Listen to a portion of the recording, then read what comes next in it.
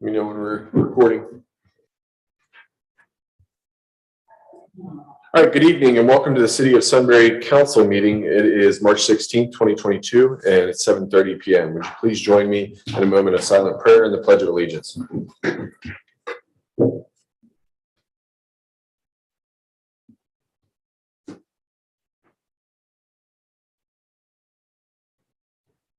Amen. Amen. I pledge allegiance to the flag of the United States of America and to the republic for which it stands, one nation, under God, indivisible, with liberty and justice for all. Roll call. David Martin, I'm here. Joe St. John, Here. Damon Capital is absent, Tim Ghost, Here. Murray Neff, Here. John Grumney, Here. Cindy Cooper. Here. 6 present. Right, we had a meeting on March 2nd of 2022. If you haven't already gotten some changes to Mrs. Belcher, are there any changes or is there a motion to approve?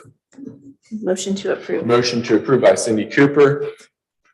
Second. I got a second by, I'm gonna give it to Murray. Second by Murray Neff. And is there any discussion? Mr. Martin, any discussion? No. All right. Roll call. Cindy Cooper, Yes. Murray Neff, Yes. David Martin, Yes. John Grumney, Yes. Joe St. John, Yes. Tim Ghost. Yes. 6 yeas. And for those of you streaming online, we're under the visitor section. There are probably a good 200 or 300 people here. Would any of you like to speak? Just kidding. We have one individual who's a staff member in the audience tonight. We're thankful that we have somebody showing us that they care to hear what we have to say. Mr. Hennessy, do you have anything to say? All right, good deal. We're on to committee reports. We had a finance committee meeting tonight. I'm just going to hit really briefly on this, Tim, and if you want to hit anything else. One of the topics that we did discuss is the impending retirement of our current director of finance, Ms. Belcher. She's amazing.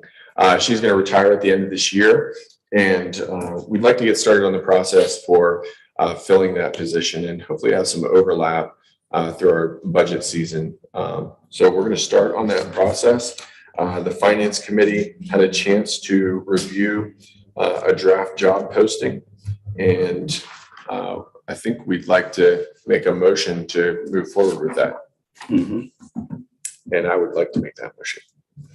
I will second. Second by Tim Ghost. Discussion? Roll call. Joe St. John, Yes. Tim Ghost, Yes. Murray Neff, Yes. John Grumney, Yes. Cindy Cooper. Yes. Dave Martin. Yes. 6 yeas. We also discussed the facilities planning scope. Does that require council action?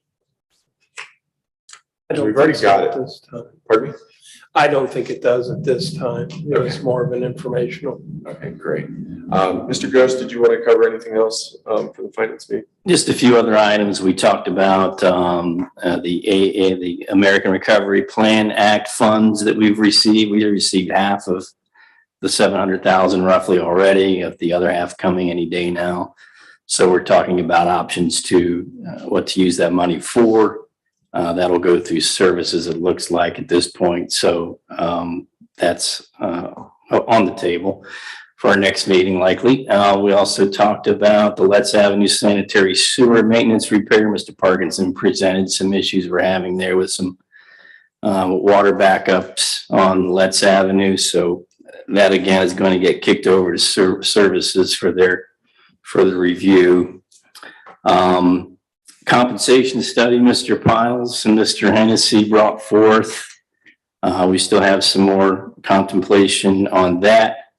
And then the other item was the mowing bids that we received. This is the annual bidding process. We got 2 in.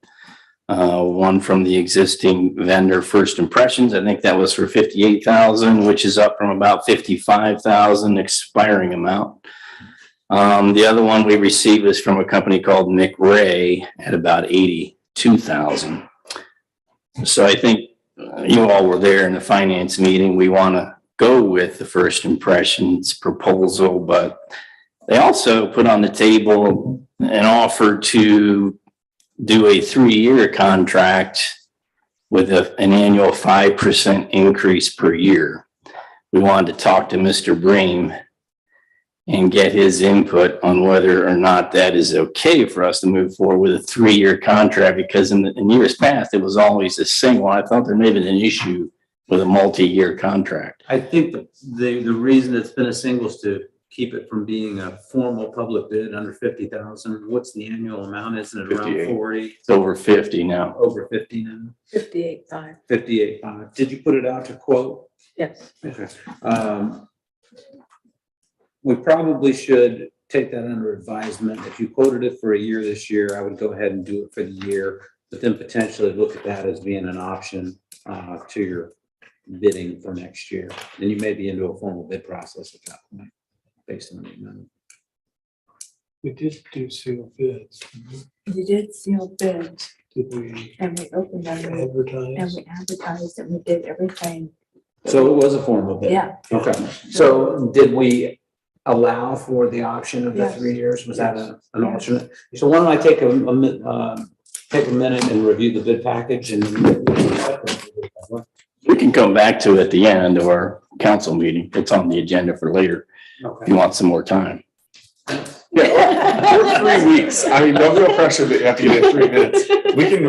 I don't think we need to take action tonight, if I'm not mistaken. We can push it to April 6th, right? Yeah, I think Getting close. it will be close tonight.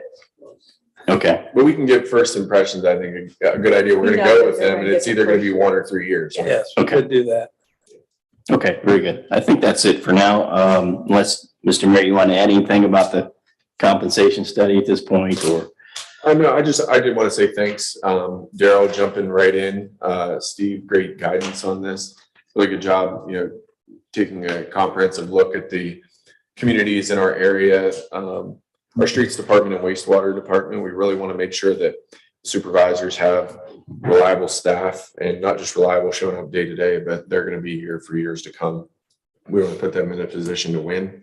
And we think this is probably an overdue exercise that we're working on right now, right sizing our compensation.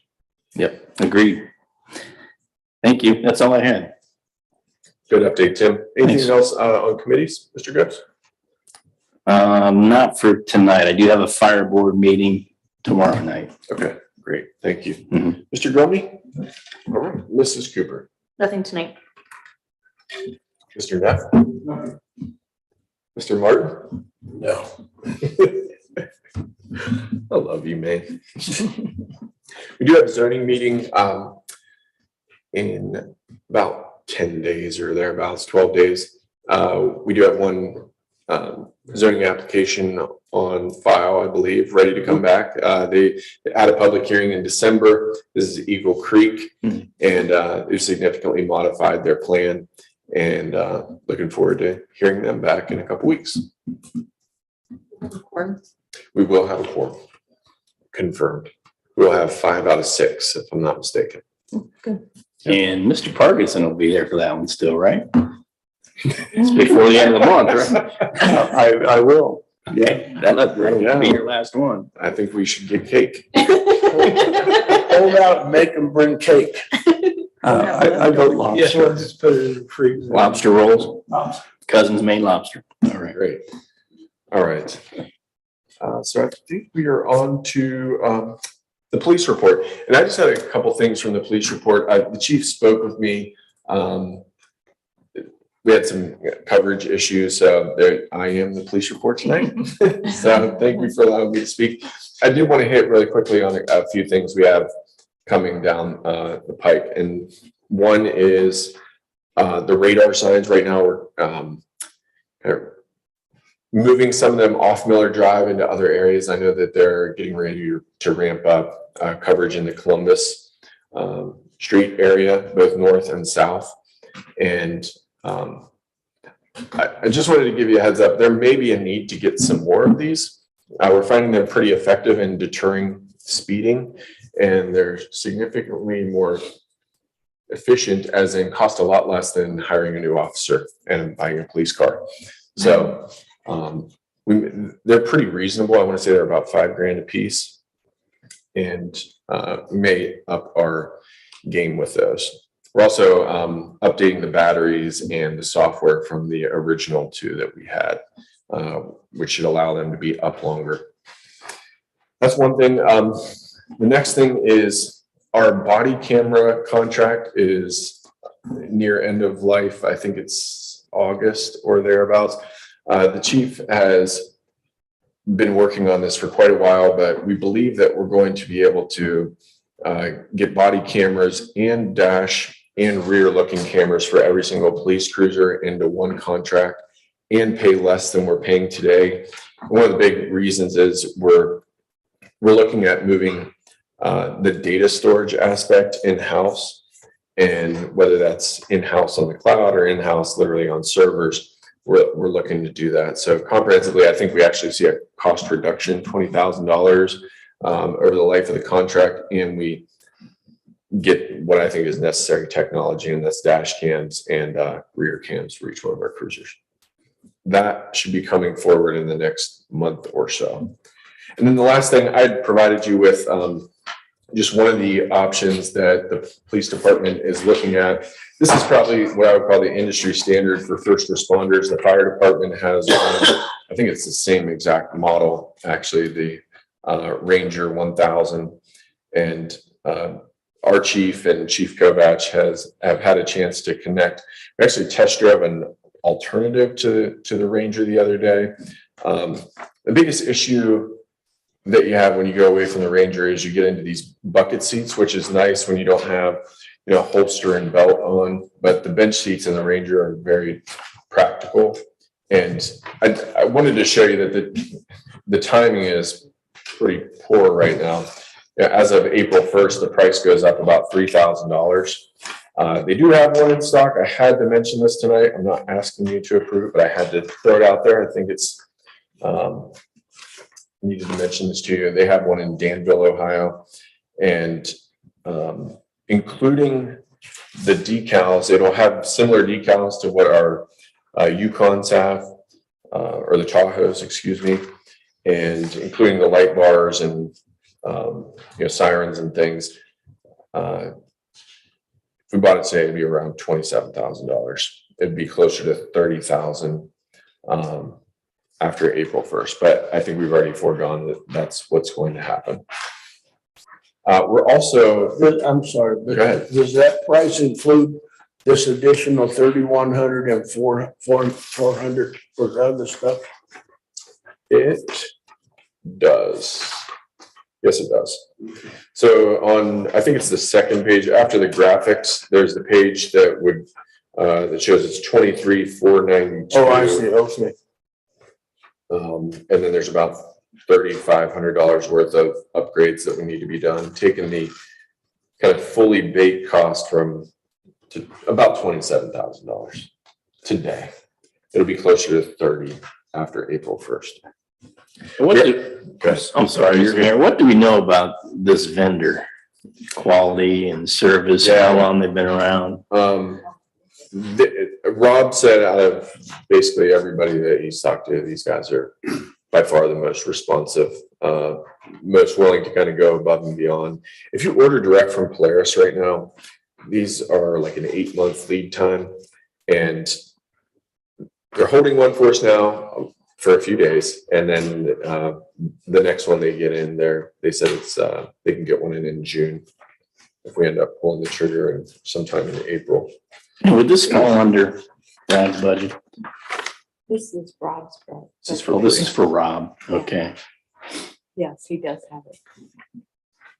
Okay. So am I understanding you correctly that we couldn't get one, they have one in stock now Right. for around 27,000 if we choose to. If we choose to wait, then they are no longer going to hold it for us. It could sell possibly to someone else, and they do not expect to get another one until June. And at that point, it'll be Correct. Okay. That's exactly And if right. I can, it's just, and the core purpose for this obviously is to get to those places a cruiser just can't get to. So that Yeah. if something happens on the trail, there's an emergency, there's someone needs Right. assistance, and we gotta get there other than just maybe someone huffing on a bicycle and trying to get Yeah. there. And we would also, this would be beneficial for 4th of July, sizzle, a big event that we have on the square. Correct. Do we know the timeline to get it equipped? Like if we were to If we were purchase the one. to buy right it now. this month, would it be ready for the summer? Yes. Okay. Yeah. Even if we got the one in June, let's say we approved something in April. Even if we got the one in June, they could outfit it within 2 weeks. Sure Signs, I was so happy. The Scott Fodder, great guy. He's like, I'll outfit it, microcosm version of what we have on our cruiser. I mean, it'll be like a mini cruiser, if you will. It's like $400. I mean, that's a deal. If you try to get these Almost like a outfitted from the minimum dealer, fee. they're like $4,000, $3,000 for custom imaging Yeah. packages and things. Really good. So since we don't have another meeting before April 1st, would it make sense to go ahead and do this now and save $3,000 or $2,400? Man, I didn't expect this overwhelming support right now. Would it make sense? Yes, the X factor that I didn't mention is we have a couple local organizations, at least one, that is willing to contribute significantly towards this. And they're local civic type organizations, not civic association, but think like Eagles, VFW, those groups, they want to contribute to something that's tangible like this. Mhm. And even though the cost is going to go up, we could be talking kind of big money towards the purchase, $7,000-10,000 potentially. I'm going to pause for a minute because I don't want to miss an opportunity to get this deal if Would you not feel right about purchasing it now and then telling the organizations, hey, we had a quick opportunity, we purchased it, but if you would still like to contribute and then getting the money that way, would you not feel comfortable with that? I don't know. I feel like I should step out and make a phone call while you guys continue. with the But meeting. we actually could pass this pending the mayor and Mr. Bream's approval to happen over the next couple of weeks. And that way you don't have to spend the money. If you guys agree it wasn't it didn't make the most sense, but we could pass it with that pending. And then if you find it works out, go ahead and do it.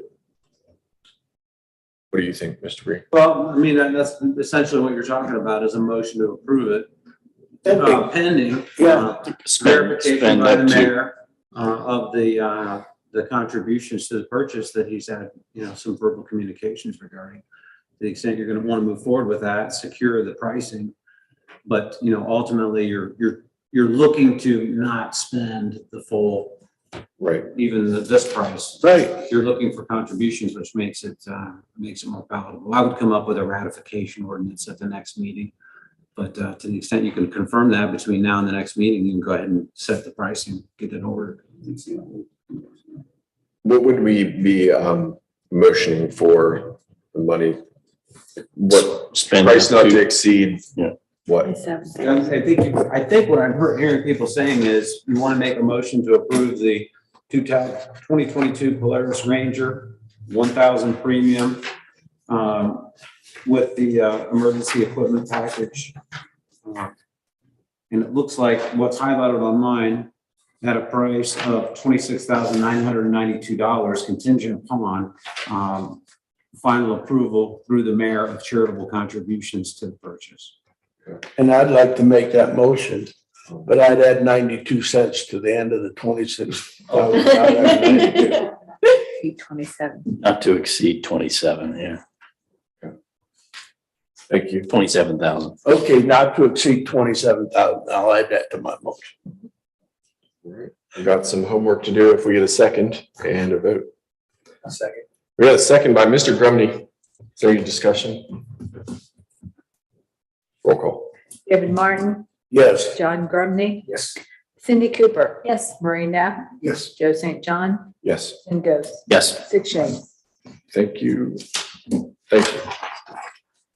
Thank you very much.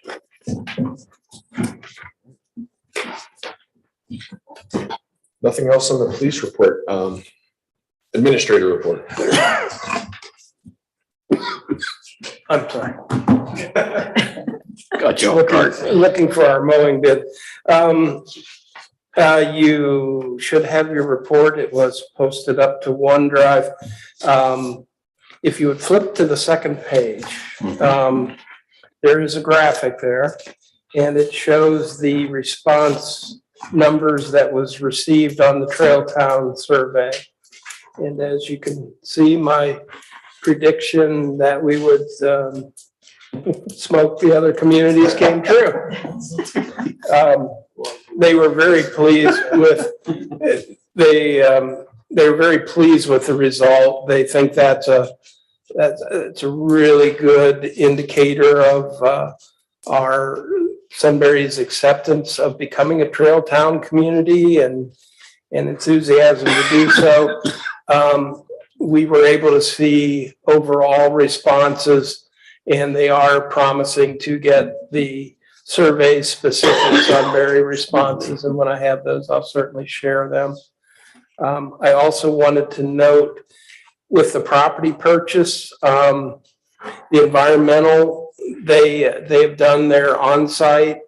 They did their preliminary record survey. They found where there was a tank there that was removed, but it had an indication of no further action, which is a good thing to have when you have a tank. And they are still in the process of doing a little bit of further record searching. The commercial inspection, I've been corresponding with him fairly regularly.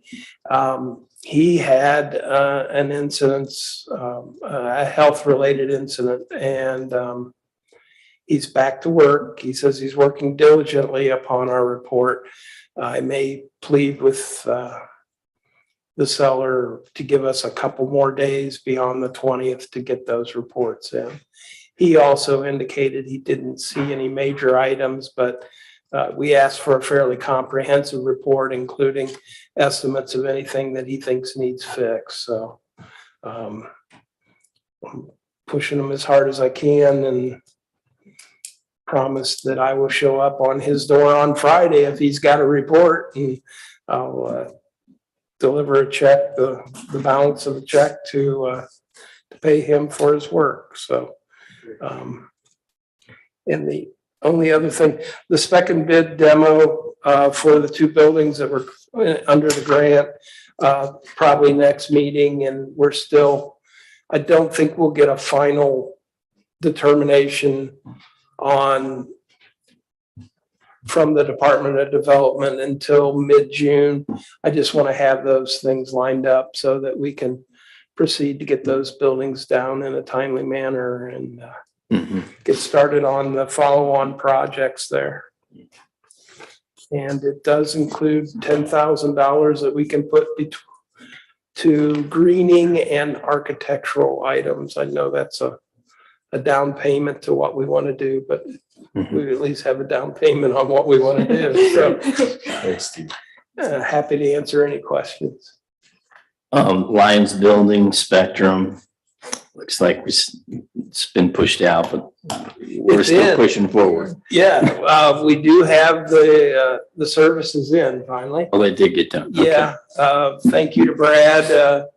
The service tech looked at the line path and went, well, I don't know how I'm going to string it through that tree. We did not take the tree down. We did do some trimming of the tree, however, to give him a path to bring the line in. So the next step, and I talked with Edge, our tech person. He's actually been over and looked at the building. We've got the equipment on hand. And so I told him I made a commitment by Parks time that I would have it rolling. So that's April 6th. I know we're getting there. I think we got past the big hurdle, which was Charter / Spectrum and their business model. Good deal. Playground equipment for the auction. Yep. You and Brad are getting that put together as well. We have, Okay, yes. thank you. We'll have the impact fee ordinance on the docket for April 6th. Okay. Do we ever get the comparative analysis? I will have to search for that. I don't know if we did or not. One other thing, we introduced Tischler Bice to Galena recently, so I wanted to let you know that we're making the connection. I had a really good meeting with Galena's, what I would call it, their development group, their attorneys and engineer, their city administrator, mayor, and fiscal officer, and they're all very receptive to our approach in addressing impact fees. And I think that they are going to pursue an impact fee analysis as well. Right. Thank you. Anything else for Steve? All right, we are on to the engineer's report. Thank you, Mayor. I uploaded my report to the OneDrive on Monday. It's the standard report. It's still winter. It's still slow, so it's not a lot of changes. I would like to focus on just two things here. I'll try to be brief. We were authorized to prepare a pre-application for round 2 of the Hazard Mitigation Grant Program. We're still in the running for round 1, which was the application we put in to repair the slip of Walnut Street over by Big Walnut. I have not heard back yet on the status of that. We're in a waiting mode at the moment on that. So round 2 pre-application, it's just a very basic, here's what we intend to do and here's how much money we'll be asking for. It's due in a week.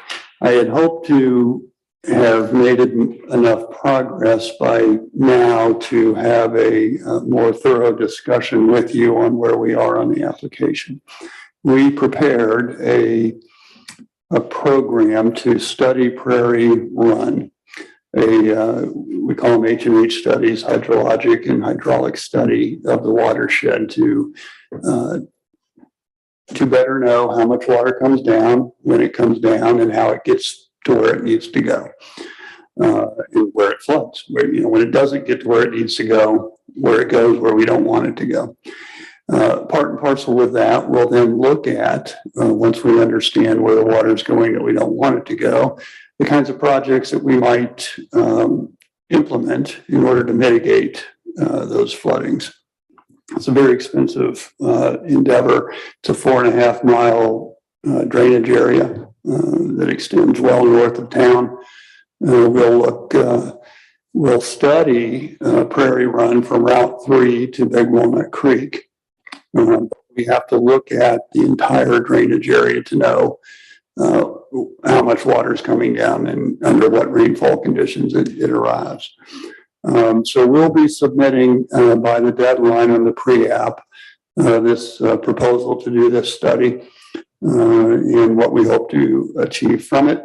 If they find it to be a good use of their money, they will include it and they'll ask us to do a formal big application. And then they will submit that to the federal government for monies. So we are currently thinking that the project will cost about $200,000 to do. And your share of that will be $25,000. So I wanted you to know that should this get through the pre-application, there will be an obligation on your part, should it be funded after the big application, $25,000 towards a $200,000 project. And so that's where we stand. If that causes any concerns, we don't have to submit the pre-application. Also, if we submit the pre-application and we're invited to submit a big application and you have concerns, we don't have to submit the big application. So there's no actual commitment you need to make. I just want you to know where we are and what it might lead to in the future. And at any time going forward, you can say stop. Secondly, the 2022 street program draft has been presented to me. It's a little over budget, and I'll be spending the next couple of days trying to find out why it's a little over budget and what we can do to get it back on track. And we expect to be at Services Committee on April 6th, presenting to you our final recommendation for the 2022 street program. And with that, I'd be happy to try to answer any questions. And when you say we on April 6th, you mean somebody other than you. I do. And I want to wish you well in your retirement. Thank you very much. Appreciate that. Thank you very much, Mr. Parkinson. This will be Mr. Parkinson's last council meeting with us this evening. Long tenure with village and city, and you're going to be missed, that's for sure. Thank you. That's very kind, and I appreciate it. And I want you to know that the sentiment is felt here too. I have loved this job dearly. It's the only reason I go to work. I really like working with all you people. The folks in Sunbury are just good people, and they work damn hard. And I'm happy to roll up my sleeves and get in there with them. So it's been a lot of fun. I've enjoyed it. And thank you for allowing me the privilege of working for you. And we'll have cake a little bit later. We're going to blast through this agenda. Thanks, Dave. Thanks, Dave. All right, we're on the resolutions, which we have none. We're on the ordinances, third reading, ordinance number 2021.49. I just wanted to hit real quick on this. We're meeting tomorrow with the developer. When I say we, I mean me, myself and Dave Parkinson. We're meeting with DRK, ODOT, and the county engineers. We're down to one issue that I think is holding us back from approving this. And just to give you a little bit of perspective, and I understand this is on record right now, it's very important that this being the initial development going in future Sunbury Parkway, that we get it right. Not only sets precedent, but we need to make sure access is safe for everybody. This is going to be a 45 or 50 mile per hour road. It's going to be 6-7 lanes across. And I think you can, similar to Polaris Parkway, for example, right? yeah, in kind of its thickest section. So I think if you're in Lowe's and there were no traffic lights, that's kind of the situation we're dealing with right now. And you wanted to turn left out of Lowe's and there's no traffic light there. And that's what we're really dealing with right in front of us. I've talked to some of you about this. I'm hopeful that tomorrow we come to an agreement of the go forward plan so we can put this behind us and approve the zoning. That's all I have. All right. So this is going to remain tabled. Ordinance number 2022.09. An ordinance accepting a petition for annexation of territory consisting of 2.903 plus or minus acres located in Berkshire Township, Delaware County, owned by Romanelli and Hughes Building Company, the Inn at Walnut Trail Limited, and the state of Ohio, and declaring an emergency. I think we can do another reading on this. We're on to ordinance number 2022.10. Take a That deep was breath. third reading on, on the annexation. We need to have a motion and a vote on the emergency and motion and a vote on the ordinance. Thank you. So we're on 2022.09, and this is an annexation agreement. This is the cleanup annexation. Yep. Behind Wendy's, near Inn at Walnut Trail. Motion for the emergency. Motion by I'll Dave second. Martin and a second by Tim Goes. Discussion. Roll call. David Martin, Yes. Tim Goes, Yes. Joe St. John, Yes. Murray Neff, Yes. John Grumney, Yes. Cindy Cooper. Yes. 6 yeas. Motion on ordinance 2022.09. I'll second. We got a motion by Dave Martin, second by Tim Goes. Discussion. Roll call. David Martin, Yes. Tim Goes, Yes. Joe St. John, Yes. Murray Neff, Yes. John Grumney, Yes. Cindy Cooper. Yes. 6 yeas. Right. We're on to the third reading of ordinance number 2022.10. Does anybody want to stand in for mayor on this one?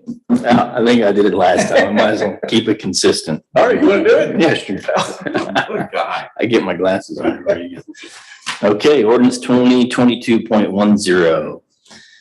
An ordinance approving amendments to the City of Sunbury zoning code, including revisions, including updates to reflect city status, building height calculation, revising certain zoning definitions, removing fee references, revising zoning certificate submittal requirements, adding BZA references, requiring engineering plans and electronic versions with certain submittals, multi-use trail provisions and requirements to rezone to planned district from various multifamily districts, multifamily apartment revisions related to bedroom sizing, building design and parking, C3 conditional use amendments, eliminating certain structure height exemptions, floodplain revisions, open space contiguity and calculation revisions, plain field drainage, tree preservation amendments, certain building materials amendments, roof slope amendments for mechanicals and contractor work hours, and modifying the recommendation of the Sunbury Planning and Zoning Commission also to include amendments related to tree replacement and declaring an emergency. This is a third reading. Motion on I the believe that emergency. this is the end of the long road It is. Mhm. for our zoning code amendments process. Or For 2 or 3 everybody years that's been ago. involved in that, we're thankful to see it come to a conclusion, but we need a motion and a vote on the emergency and on the ordinance itself.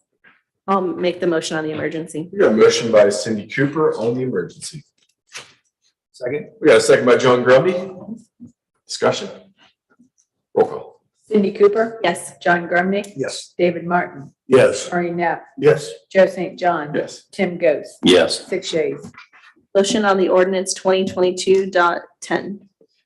Motion by Miss Cindy Cooper. Second by John Grumby. Discussion? Roll call. Cindy Cooper. Yes. John Grumney. Yes. David Martin, Yes. Ernie Neff, Yes. Joe St. John. Yes. Tim Ghost. Yes. 6 yeas. Motion passed. Motion passed. Good deal. We're on second readings. We've got ordinance number 2022.12, an ordinance accepting the public improvements to various Sunbury Meadows sections.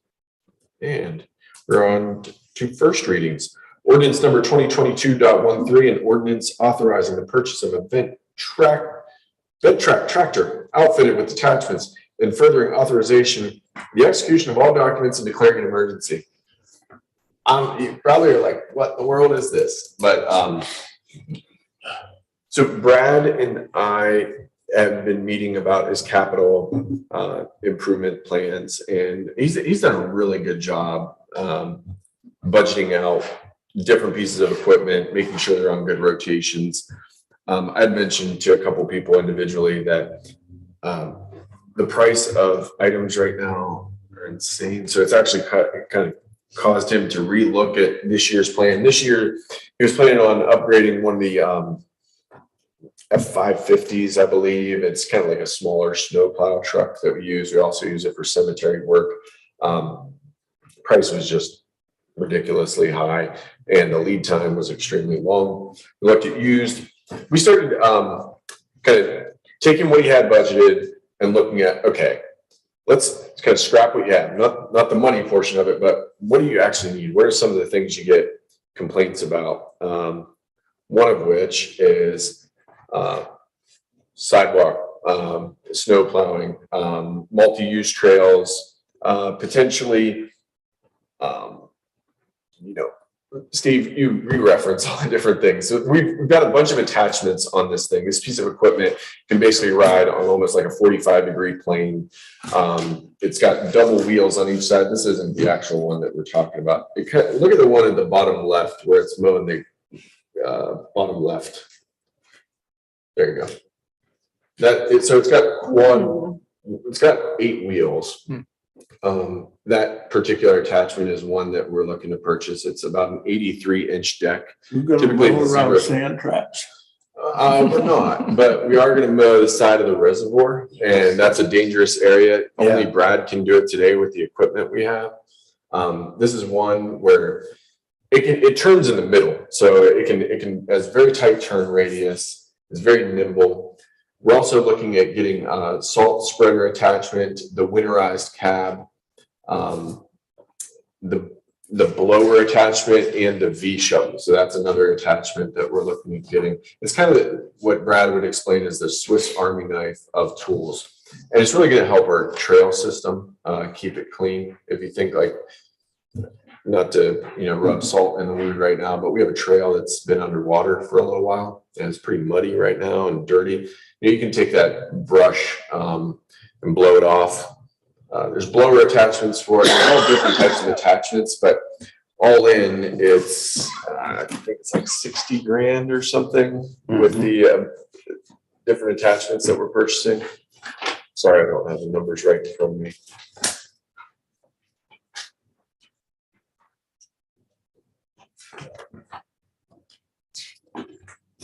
And there's never mind, not this one. $64,000, including the income. Thank you. And this piece of equipment, I was talking to Ms. Belcher earlier today, along with the next two ordinances, the John Deere 35G compact excavator and the John Deere 244L drive loader. This was all budgeted in Brad's budget, right? Yeah. Okay. So the dollars are budgeted. What we've done is kind of shifted things around a little bit because we were going to go with an approach of chip away at what we have, like trucks and things like that. It didn't make sense, honestly, that we were going to just get another F550. These are things that we've been talking about, like how do we get snow out of cul-de-sacs? That was kind of how do we mow the side of the reservoir where our supervisor doesn't have to do it? This is a tool that we felt like there's one other competitor with this. It's called Steiner. These ones happen to be cheaper, more readily available, and they're a workhorse. This is the problem. I talked with Brad because we have 3 ordinances dealing with street department needs, capital purchases, all of this stuff. The supply chain is just eating this stuff up. Mm-hmm. I think, and I didn't put this to memory, Kathy, do you have Brad's notes on that? As far as when this is available? I think the other 2 pieces of equipment are not available until November. That you're going to talk about. This one might be available in June. Yeah. I thought he said.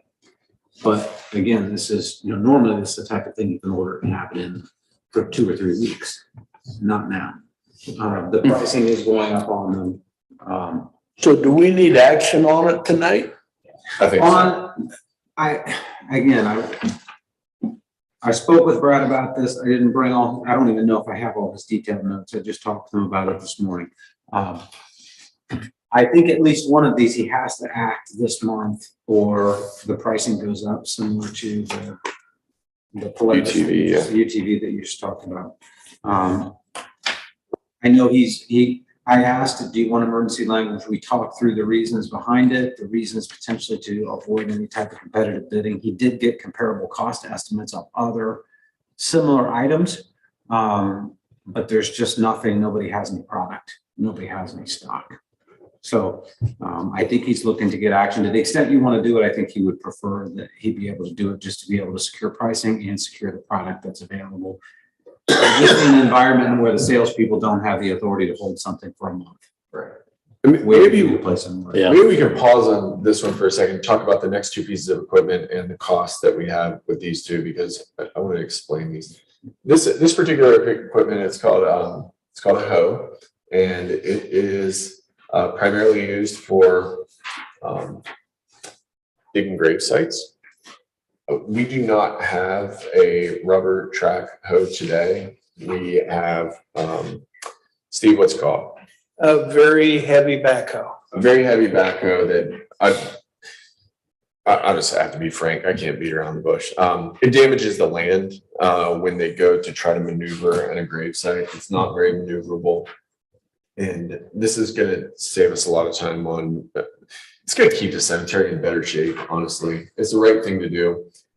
It breaks apart 2 pieces of equipment. Today we have a And we have a hoe and a loader in one. It's like a backhoe, right? Right, it's backhoe. It's got a front end loader and a rear digging. Yeah. And neither one's good at what it does. It's like that Swiss Army knife doesn't really work real well. It's oversized for cemetery plot digging, and it's undersized for loading functions. Brad indicated to me on this particular unit that he really saw a utility for it with the drainage repairs.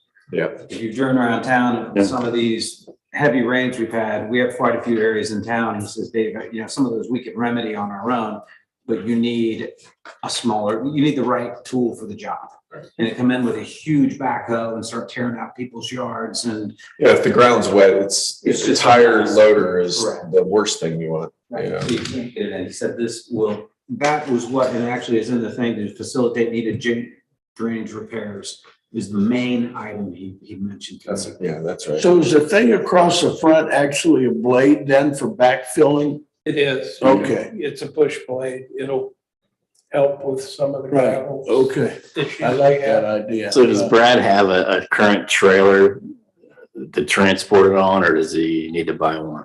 He does. We're buying it right now, aren't we? He picked it up today. There you go. Okay. I had to authorize that, knowing that we were gonna get this stuff. So we already got it. No pressure. And the Ventrac, he did have me, and I apologize, I should have kept up with the conversation, but the specific rationale behind that was for park and trail safety. Again, the mowing of the reservoir was a big one, but also the larger trail systems that, aren't within neighborhoods that we're going to look to maintain, like on top of the reservoirs, to keep them swept, to keep them clear from debris, leaves, branches, to be able to adequately do those without causing, without breaking them up. That tractor is big enough to do the job, but not so heavy it's going to compromise the asphalt. Yeah, it's super low center of gravity. The contour mowing part is probably one of the most, the thing I'm most happy about. You think around like ponds and reservoirs, it's a great piece of equipment. My brother-in-law has the Ventrac.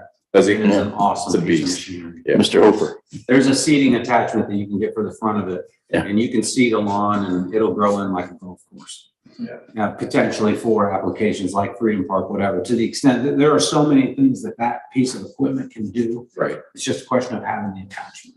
Yeah. It's got trench attachments, rake attachments, aerators. Comes with all that. He or will you find, can just he'll purchase all all- that? they're all- use it for a Yeah. laundry list of things that he has probably not, well, Brad probably will because he's in that arena, but it does a lot. It does. Let's go to the next piece of equipment. This is the big boy right here. So this is a loader, and this is what I would say we would probably use for potentially cul-de-sac snow removal. We don't have a good tool to do that today. Also salt loading into our trucks, and our backhoe right now, I don't want to say it's not on its last leg, but it's hard to get parts for, from what I understand. I think it's over 20 years old. When Brad and I started talking about this is post the last snowstorm, I was like, so what if that thing goes down? Like, what's our backup plan to load salt? And he's like, we don't have one. Okay, then I think we really need to invest in this. We looked at used ones of these that are like 8 years old they go on based on hours, but it was a lot of hours ran on it. They were like 75 grand. This is 98. It's showing 112 on here, but I think our price is 98. It's 99,350. 99,350. There's a state bid equivalent. It's a New Holland, and that it goes for 120,000. And so on the free open market today, Brad can lock one up for 98 brand new. And one thing I've got Brad kind of looking at, definitely look at used. Definitely look at what other municipalities are auctioning and things like that. But at the end of the day, this is going to be a piece of equipment he can use for 25 years. I was just gonna ask that. Yeah, I mean, 98,000 over 25 years. It's Same trailer we have, the other excavators used for this as well. this one actually what you wouldn't put on a trailer, I don't think, if I'm not mistaken. This is a drive around. It's self-propelled, yeah. Would we keep the old equipment, or we look Yeah. to sell that, keep it as a backup? Yeah. Or- Okay. Yeah, that was another part of the conversation, is just like, what's our continuity plan? It's like, no, there's not one. Does he have all three of these budgeted in his budget? So the dollars, yes, he deferred some other pieces of equipment like the F-550 I mentioned. I can't remember the other deferrals. 544, wasn't it? We're under what he budgeted. I'll put it that way. It doesn't need an appropriation or anything like that. We just need the ordinance to allow him to go purchase it. Yeah, Okay. his total annual budget was 507,000 Capital budget. capital budget. And again, timing wise, at least on this one, it's for snow. Right. He won't get it until next winter if you order it now. This one's the November one. This one and I believe the, Little one. The hoe. Yeah. What do you guys think about all three? I mean, he's making a good business decision, in my opinion. He's taking given all the circumstances, what he actually had budgeted, it's coming in under that. And he's really investing in equipment that I think is going to add a lot of practical value. And if what he's using now isn't adequately doing the job, it's time to get what can adequately do the job. I agree. Really excited about that vent track too. Each piece of equipment capability you add on it is about 4,000 or 5,000. I think the mower deck that we got is probably the most expensive at $7,000, but that's like a run forever machine, and just add new pieces to it, new capabilities. You know, and the non-price tag thing about this too is we talked about employee retention. Right. And when you have the right equipment to do the right job, it makes your job a lot easier, a lot more enjoyable than having to makeshift to do something. So this goes a long way. I totally agree. So I'm referencing ordinance 2022.13, motion to suspend the rules. Okay, before you go for that, are we able to do a sweep of motions for all of them? no, I'd like to motion. They need to be individual. 9 I've been to hearing the school board do it lately, and I just wanted to see if That doesn't mean it's steal still one of done their right. tricks, or, if they're doing things more efficiently, That's it. we'll follow. yeah. I mean, if we get to the point where the meetings are dragging on incessantly, but That's a good point. Said in jest. Spending that kind of money individually on pieces, I would rather we not lump them all together. I agree with you. Yeah. Let's forge our own path. We've got a motion on the table. You have a second? Second. Second, John Grumney. Discussion. Quick discussion. I'd like to get a comment from our fiscal officer, Ms. Belcher, on this expense and the other two. Do you see any Yeah. potential problems? It's Year really end. is, the dollars are budgeted. Because Brad does do a very good job with his capital budget. Fair enough. Roll call. David Martin, Yes. John Grumney, Yes. Cindy Cooper. Yes. Murray Neff, Yes. Joe St. John. Yes. Tim Ghost, Yes. 6 yeas. Motion on the emergency. Got a motion by emergency Dave Martin, Second. second by John Grumney. Discussion. Roll call.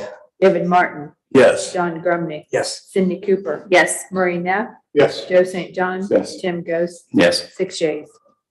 Motion on 2022.13. Motion by Dave Martin, Second. second by John Grumney. Discussion. Roll call. David Martin, Yes. John Grumney, Yes. Cindy Cooper. Yes. Murray Neff, Yes. Joe St. John. Yes. Tim Ghost, Yes. 6 yeas. Make a motion to suspend the rules on ordinance number 2022.14. We got a motion by Cindy Cooper to suspend the rules. I'll second. Discussion. Roll call. Mr. Mayor. Cindy Cooper, Yes. Joe St. John. Yes. David Martin, Yes. John Grumney, Murray Neff, Yes. Tim Ghost, Yes. 6 yeas. I'd like to make a motion on the emergency. Got a motion by the emergency Cindy Cooper, second by Joe St. John. Roll call. Cindy Cooper. Yes. Joe St. John, Yes. David Martin, Yes. John Grumney, Yes. Murray Neff, Yes. Tim Ghost, Yes. 6 yeas. Make a motion on the ordinance number 2022.14. A motion by Mrs. Cindy Cooper on ordinance number 2022.14, second by Joe St. John. Discussion. Roll call. Cindy Cooper, Yes. Joe St. John, Yes. David Martin, Yes. John Grumney, Yes. Marie Neff, Yes. Tim Ghost, Yes. 6 yeas. I just want to say a really good job on budgeting. This makes this go a lot easier. Gives our people the ability to flex with the world that's going on around us. Great job. Ordinance number 2022.15. I'm suspending the rules with a motion. Second by Marie Neff. Thanks for backing me up. Discussion. Roll call. Joe St. John, Yes. Marie Neff, Yes. Tim Ghost, Yes. John Grumney, Yes. Cindy Cooper. Yes. David Martin, Yes. 6 yeas. I'd like to make a motion on the emergency 2022.15. Second. Second by Marie Neff. Discussion. Roll call. Joe St. John, Yes. Marie Neff, Yes. Tim Ghost, Yes. John Grumney, Yes. Cindy Cooper. Yes. David Martin, Yes. 6 yeas. And I'd like to make a motion on the ordinance 2022.15. Second. Second by Marie Neff. Discussion. Roll call. Joe St. John, Yes. Marie Neff, Yes. Tim Ghost, Yes. John Grumney, Yes. Cindy Cooper, Yes. David Martin, Yes. 6 yeas. Good deal. Ordinance number 2022.16, first reading, an ordinance authorizing the sale of unneeded, obsolete, or unfit personal property at public auction pursuant to Ohio Revised Code 721.15 and declaring an emergency. We are not doing this, and we're going to let it sit. We're on to new and unfinished business, and let's go through the purchase orders. We have purchase order number 35522, Squire Patton Boggs, Legal Services, $16,229.00.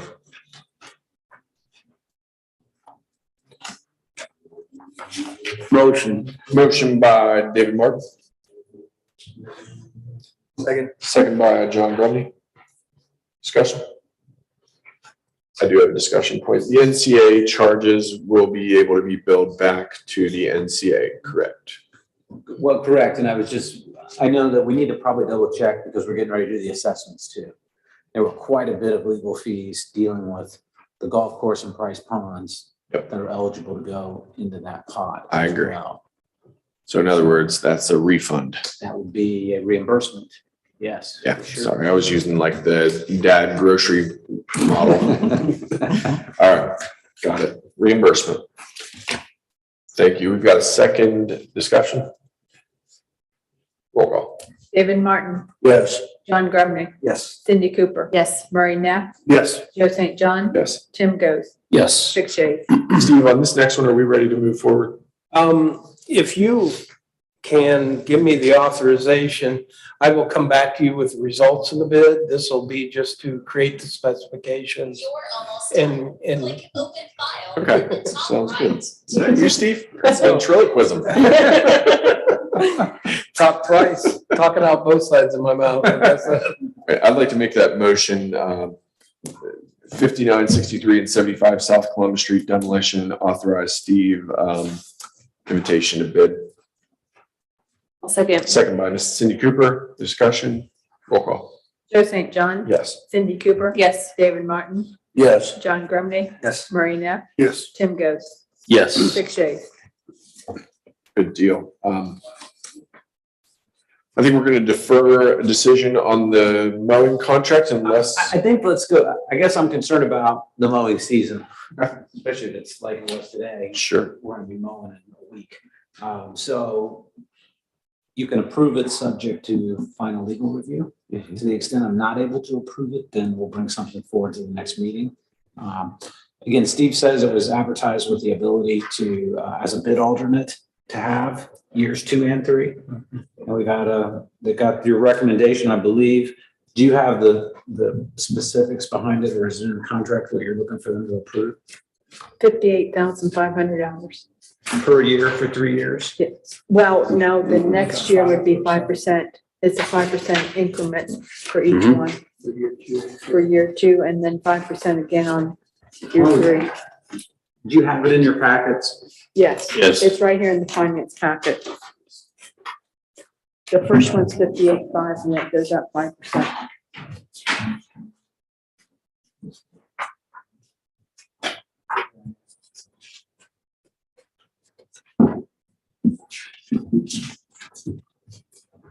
I guess the math isn't checking off with me. Based upon the cover letter. 36,300, 8,500, and 1,700, not 58. It is because they counted the mows. Yeah, there's, If you count the mows on your, there's a spreadsheet in your finance packet that spreads out, here's the map. Because they counted the mows and we broke them down how many places. Right here.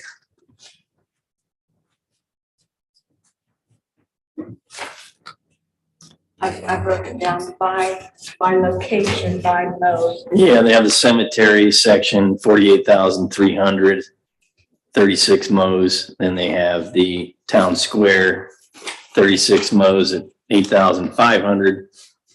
And the administration building, $1,700 for 26 mows. That should total up to But there's 58,500. also in there the fertilizer, 2 tons. Fertilizer, yes. Yeah, That's in each section as well. right.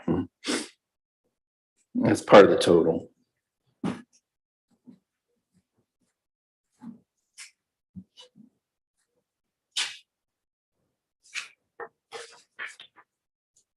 $56,800.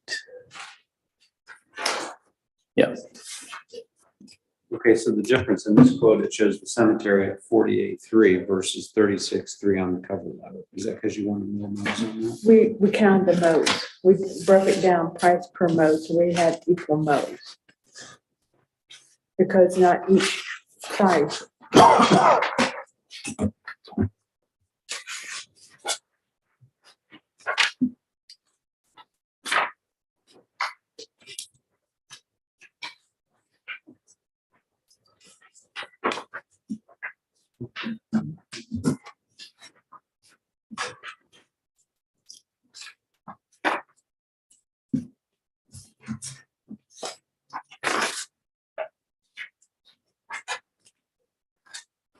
Give them a cake.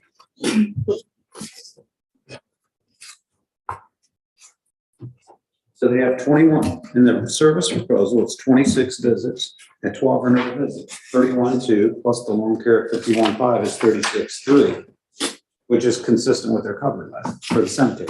But we wanted to get apples to apples. the other vendor offered more mows, so. Well, I understand, but are you approving more mows or do you want 26 mows, which is what our current provider is saying we need? He wanted $58,500, so it was the actual, we were proving price per mow.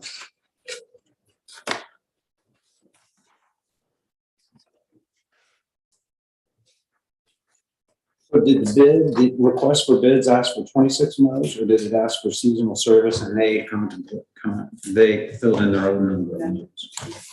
The bid is with that or not? No, the bid's not here. Yeah, the report, nothing's here, except that, well, I mean, the proposals. Yeah.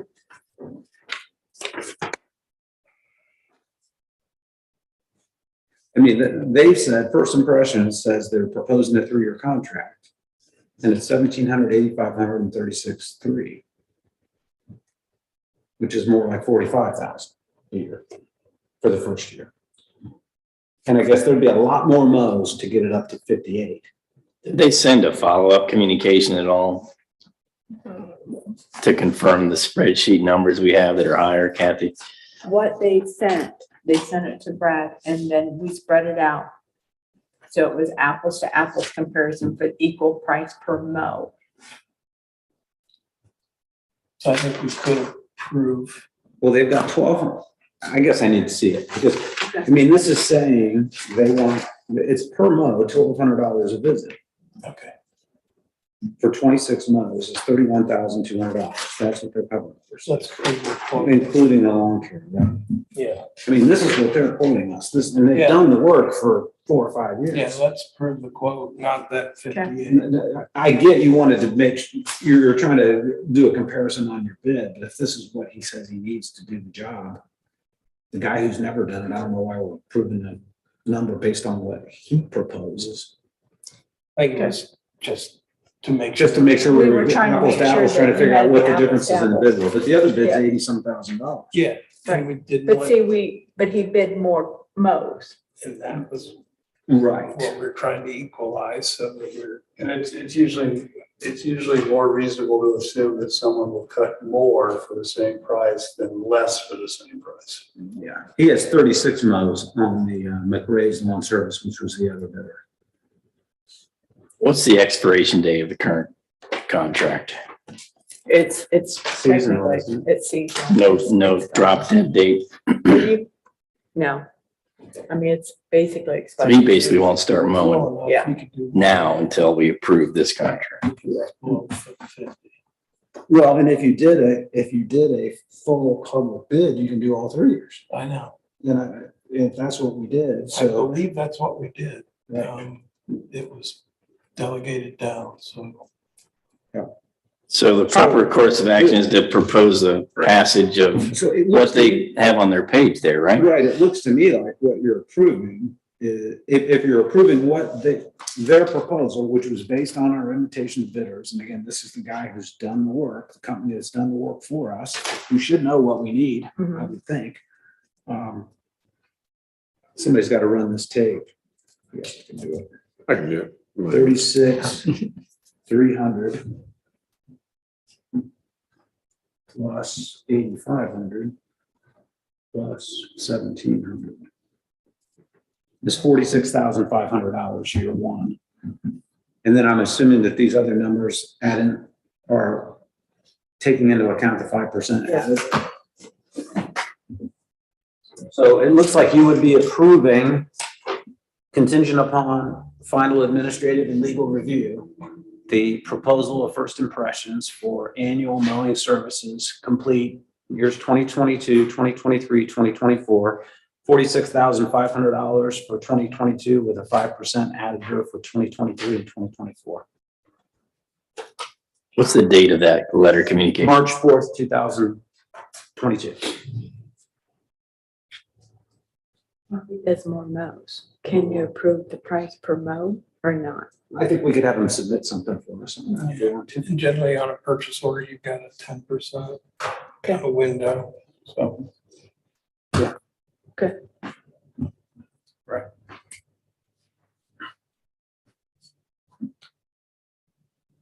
Ready to go?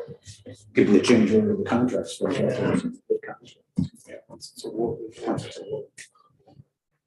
At that same unit price. Ready to list out the year 2 and 3 costs that I have those. Yes, might as well. Okay. I'd like to make a motion to approve the 3-year mowing contract with First Impressions where year 1 is $46,500, year 2 is $48,825, year 3 is $51,266.25. I'll second. Second by Jim Jones. So wait a minute, when you're talking, do we have multiple ones for the peak? Because the numbers you just quoted only impact the cemetery. It doesn't include the town square and the. That's what they were debating. They tried to rationalize the 2 different mowing vendors proposed 2 different numbers of mows. So our normal guy said it's only going to take 26. The new people who proposed said 36. They tried to normalize it up to 36. And so when that happened, the price went from 46,500 up to 58.5. yes. So in other words, that 58.5. We were never going to spend that because First Impressions is saying they don't have to do that many moves anyways. They were just trying to So rationalize this the piece of price. paper we got tonight is completely wrong. I wouldn't go that far. I think our staff did a great job preparing it. But Did you get the March? No, we didn't. No, all I got is this thing that includes Oh, okay. an That's what I individual found. quote for the cemetery, one for the town square, one for the municipal building. March 4th is their letter, and that's, I don't have what you have, so I'm sorry, I was probably confusing everybody. I've Okay, got what they asked me to review and hand it over was the March 4th proposal from First Impressions. It breaks it down by municipal building, the last one cemetery, what's another one? Square. Town hall, square, Administrative building. 3 units. And just looking at it, I could tell it wasn't $58,000. But the Yeah. other contract, despite our invitation to bid, he put 36 mows. So they were trying to figure out, okay, apples to apples. Oh, okay, yeah, because mine shows 36 mows at the cemetery and 36 mows here, but only 26 across the street. Right. Okay, Well, no, I think the first impressions on the cemetery, it contemplates 26 mows as well. So he is less mows. He's still less. well, but on this sheet, it shows 36, is what I'm saying. Oh, okay, The right. sheet we got Yes. says And what I'm handing 36. you now is actually the actual submittal from First Impressions, the cover letter, and then there are service proposals for each individual component of the bid. Okay. What if I could tell you I could get you 3 years for less than you ever thought you were gonna pay when you looked at that initial spreadsheet? Would you approve that? You want to look at that? We got a motion on the floor. Second. Second by John Grumney to save a bunch of money. Discussion. Roll call. Joe St. John. Yes. John Grumney. Yes. Tim Ghost. Yes. Maria Excuse Knapp. me, yes. Cindy Cooper. Yes. David Martin. Yes. Six yeas. We're on to new and unfinished business, and we're gonna start with Mary Neff. New or unfinished, what's going on in your neck of the woods? What are you hearing from the community? Well, I just have heard a lot of people starting to talk about traffic potentially down the road, wanting to know about traffic with intel coming in. They're worried about people coming through town. Is the pretty much the only thing I've been hearing. Don't know what that means. Okay, good deal. I hear that too. Yeah. Yeah. One thing that I heard, and I just want to say it right now, we don't need to do anything with it. The concept of a potential bypass around the square. Just want to let you know, ODOT's got some things moving. This is not like a next year. This is not a 10-year thing. This is way down the road. And I know there would be a lot of feelings one way or another. It first came up 20 years ago. That's right. They told me- It's been lingering out there since. They told me you were out there standing in front of the road. It's on your thoroughfare map as a dashed line to, Yeah. Right. to go around the north and all the way back down. Right. So if you want to champion that in your 4-year term, actually 1-year term, you got this. Yeah, I actually saw a thing, and Facebook is so dependable. But I saw a thing on Facebook earlier this week that said that they heard that Route 37 was going to become a 7-lane road all the way from Delaware to Granville. That's partially true. Sunbury Parkway is going to be the state route 37, right? So you can just. That's the way it's slated right now, and that's a 6-lane road in itself. Oh, no, I understand that, but all the way to Granville, is what the discussion is now because of this new company that's coming. It might be, but maybe they could be potentially conflating a real issue that will be 161 is going to 8 lanes. Yeah, but it's not in Sunbury, so we don't care. Okay, all right, team player. They're adding 2 lanes on each side. That is official and that's happening. They're working on it right now. Anything else you're hearing out there, Mary? Anything good? People saying you're doing a good job? Everybody loves the mayor. Oh, that's sweet. It's his. Thank you. Okay, just minimize. Anything else? All right, good deal. Mr. Martin? No. Come on. What? Oh, What you got? I want to make a motion that we cancel the March 30th meeting, Good deal. but I need a second. I will second. We got a second by Tim Ghost. That hung out there for a minute. Yeah. Discussion? Roll call. David Martin. Yes. Tim Ghost. Yes.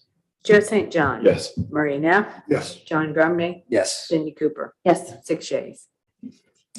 Well, and I want cake. And thanks to Mr. Parkinson for all his engineering leadership over the past several years. I second that. Yeah. Thank you, Mr. Parkinson. Roll call? Really appreciate it.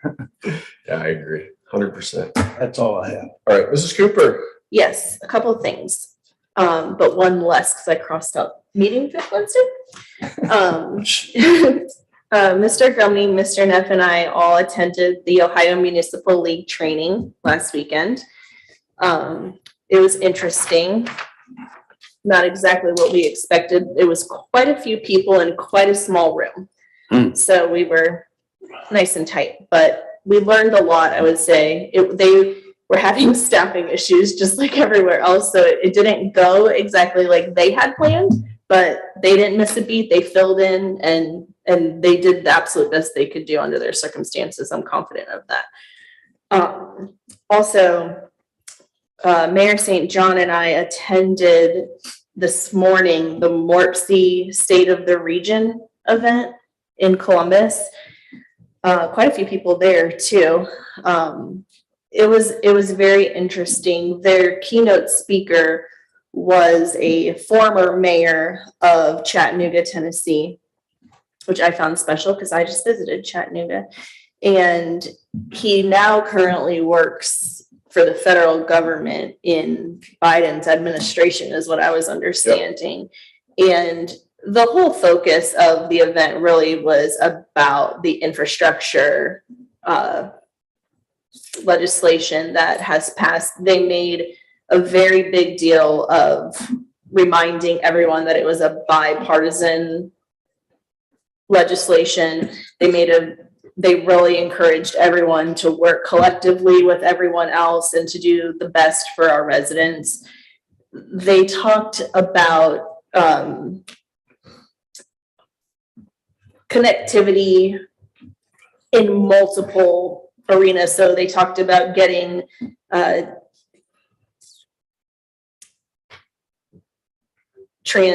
don't know what the word is I'm thinking of, but Broadband? No, not yet. Like transportation from Columbus to Chicago to DC, and doing it in a massive way where it's high density and quick. They talked about that. They talked about getting folks just in and out of Columbus, so from Delaware County to Columbus. And they also talked about connecting within your own municipality with trails and stuff. That was really interesting. But the majority, the keynote speaker was really on digital infrastructure. It was really interesting if that's not something that you're familiar with. The importance, how we recognized in the last 2 years that not everyone has the same access to Wi-Fi. And some folks don't have access, some folks have a bad connection, and some folks, they don't even understand how to use it. And he just really made that clear. Like, it may seem silly, like that actually doesn't happen, but it's a real problem that some folks don't have access and they don't understand how to use the internet. He talked about multiple programs that Chattanooga has done where they actually offer free fiber. Yeah. Was it 600 feet? Do you remember, from city center? I can't remember. I can't remember. It was a significant amount of space within Chattanooga that they offer free, and it's like the highest internet. Yeah, it's like gig internet. Yeah. And it's reliable and free. Yeah. And before the pandemic, they were the fastest growing large city in the United States, like with new tech investment.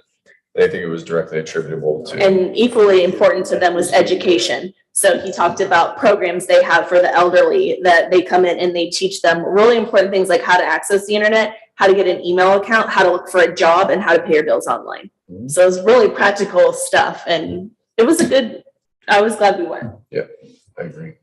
That's it. Cool. Thank you very much. Yeah. Mr. Grumney, new and unfinished. Just real quick on the training. So nothing really to compare it to. I found it excellent.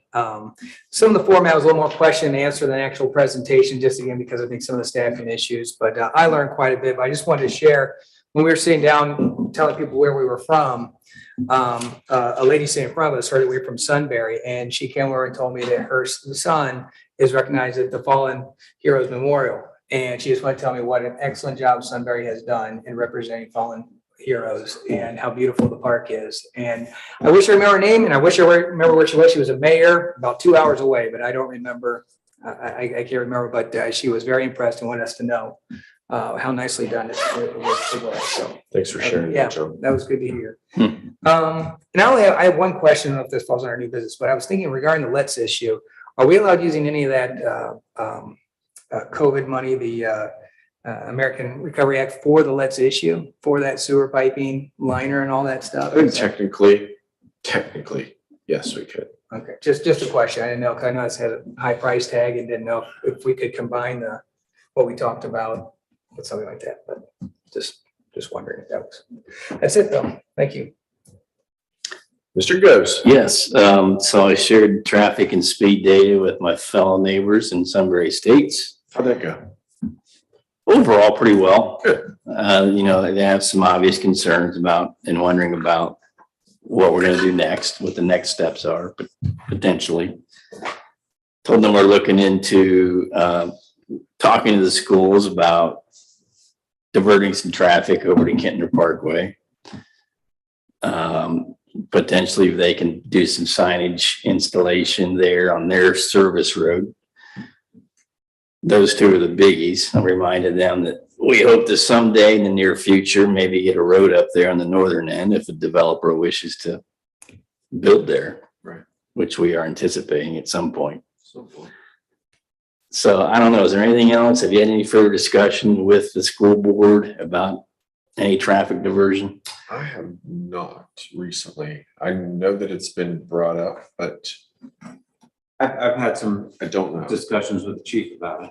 Mhm. We do have an ordinance on the books that contemplates private enforcement or enforcement of traffic laws on private property.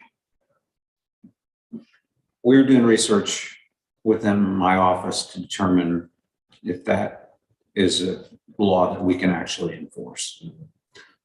From the first point. Second point would be other ways to mitigate it. I think part of it is perception. Again, part of it is it's so new, it's so different. You go from a lazy street that really kind of goes into some subdivisions and doesn't connect anywhere else to that type of traffic flow in such a condensed window. It seems so different compared to what it is. The chief is contemplating getting some data, hard data, in addition to the officers' data, from sitting there. We did some, I think, on 37, where you actually monitor how many people are speeding, what their actual speed is, and what the percentage is. It's a long stretch. I talked with the chief about encouraging the schools. They can regulate traffic on their own private road or whatever they want it to be. If they wanted it to be 15 right up to our municipal limits, and not our municipal limits, I take that back, from where it becomes a public street, that might help to slow some people down. They could put speed bumps on their part. They're doing probably less, well, I wouldn't say less, but to the extent we're running snow removal, speed bumps on that part may make sense. That would also slow down people in that last stretch of it. Not a lot of really easy solutions when you're talking about a street that's that wide, that straight, and really 32 miles an hour seems fast, probably to a lot of people.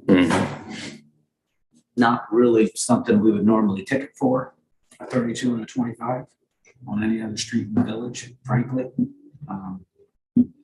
But we're having conversations and continue to have dialogue with the school and try to do what we can, for sure.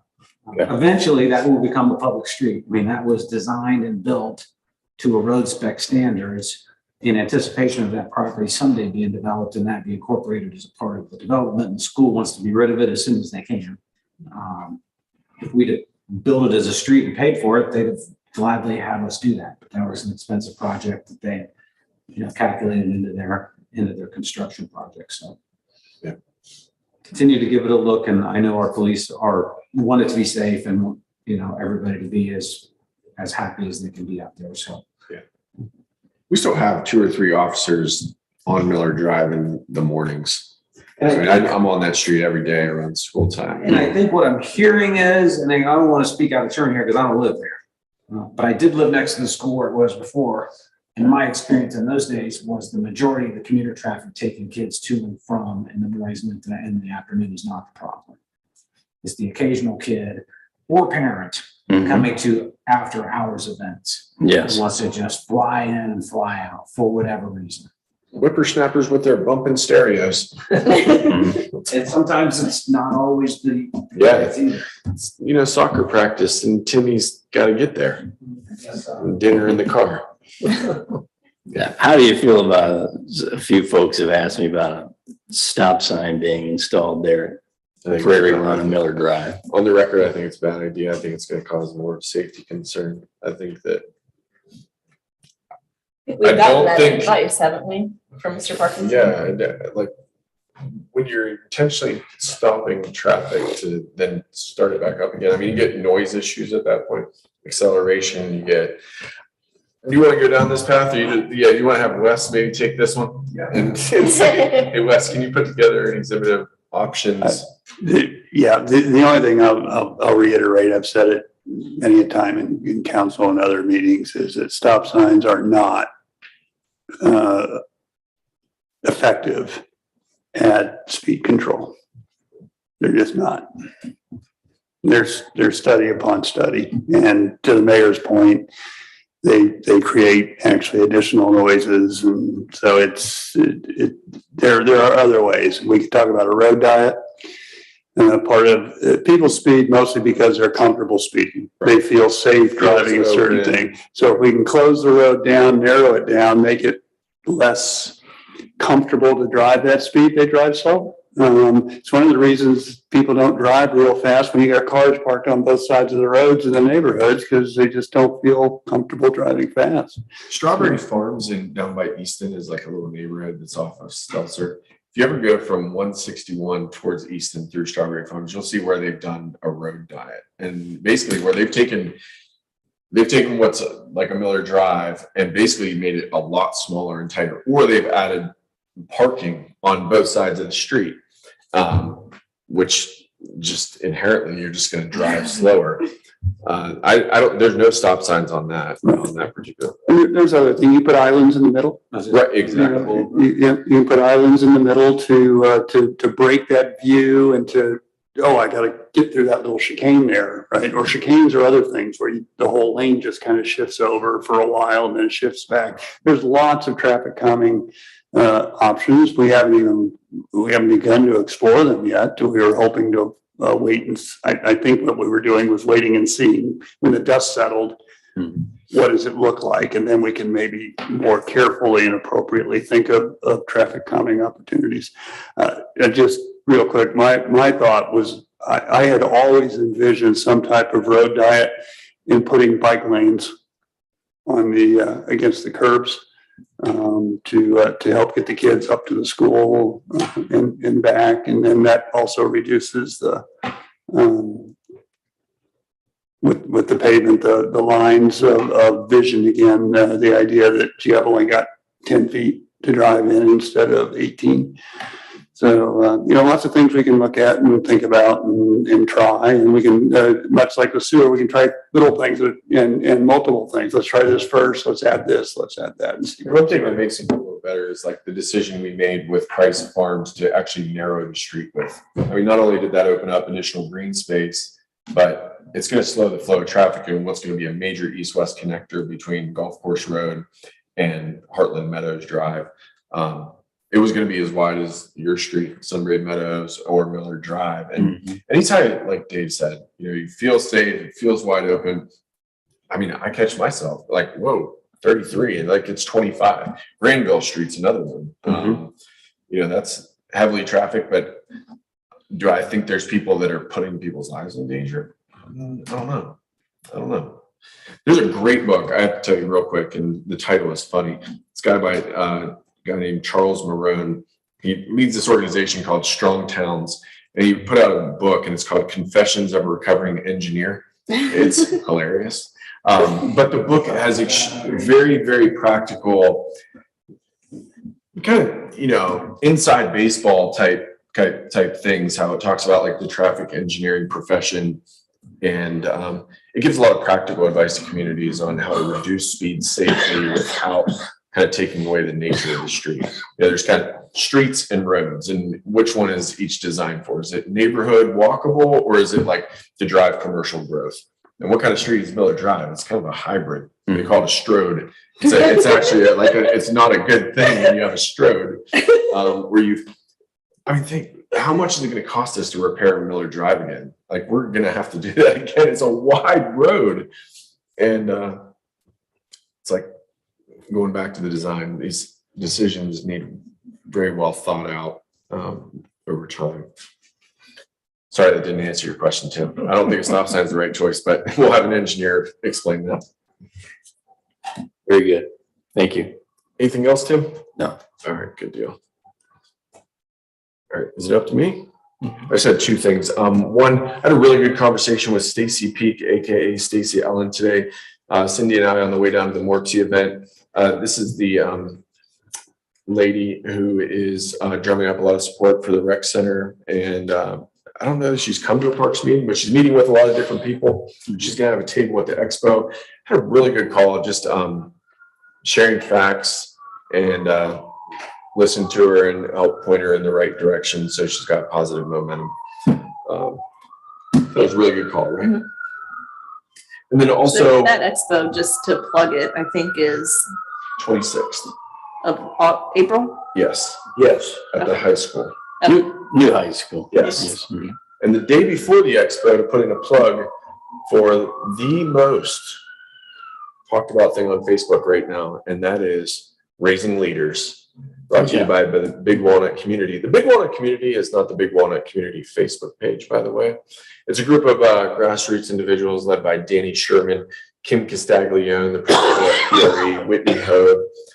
Myself, I've been brought into it, and several other people who just want to help youth, grow and be brave and be resilient and learn how to fail forward and all these good things that can come through sports. And we're putting on an event on April 25th at 6 p.m. There's going to be food trucks there, and it's going to be very interactive, an hour-and-a-half session, a couple small groups. We're going to have probably like 500 people there. Where is there? The high school. So back-to-back days at the high school for you. You'll be there. Love to see all you guys there if you can make it, swing it, including our professional staff and Dave Parkinson, April 25th. But I'm really looking forward to it. We met with the BWYSO board the other night. They totally embraced the concept. And all we're trying to do is kind of shepherd kids for longer in a more narrow direction, through sports. So we have more kids involved for a longer period of time. Great idea. Thanks for doing that. All good stuff. That's not an RSVP though, right? I mean, just show up. Just show up, eat some food, interact, socialize. Cool. That's all I have. Anything else? Steve House? Mark your calendar, June 25th, Trail-a-Palooza. Really? Oh, that sounds awesome. Reservation Parks is going to celebrate their anticipated completion of another part of the path to the north of us, and they're asking communities to participate and have some events. We're contemplating a movie that night, and we'll be promoting it to the businesses. We may need some volunteer trail assistance in terms of, we've still got an on-street section, so somebody there to give them encouragement and say, one more block and turn right type of stuff. So June 25th. June 25th. Is that a Saturday? Yes, it is. Okay. Is the bridge going to be done this year?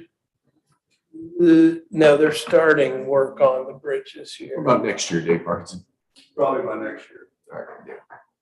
Just wondering if I can bring the UTV over there. All right, good deal. Thanks. Yeah. That's all I have. All right, good deal. Anything else? Does that mean we could have cake now? Yeah, let's have a cake. One quick thing. Yes. I had a client come into my office today or this week, and he said, "Do you get business first?" And I didn't know that. Don't get business first. But if you scroll down, Kathy, in Business First, March 12th, this article, scroll up, Kathy. Other way, Kathy. Fastest growing Central Ohio cities. Scroll down, Kathy. Number one is the city of Sunbury. City of Sunbury. What's it say about it there? Outdistancing again, New Albany at number 2. We've got Hilliard, on the Canal, screen Winchester. there, City of Hilliard, number 3, City of Canal, Winchester, number 4. Is that just for the central Ohio area? Central Ohio? It's based on census, so it compares 2010 decennial census with 2020. I don't know necessarily that that's a position we'll want to continue for the next 3 censuses or anything, because that would mean that all of a sudden we would be at 60,000 people.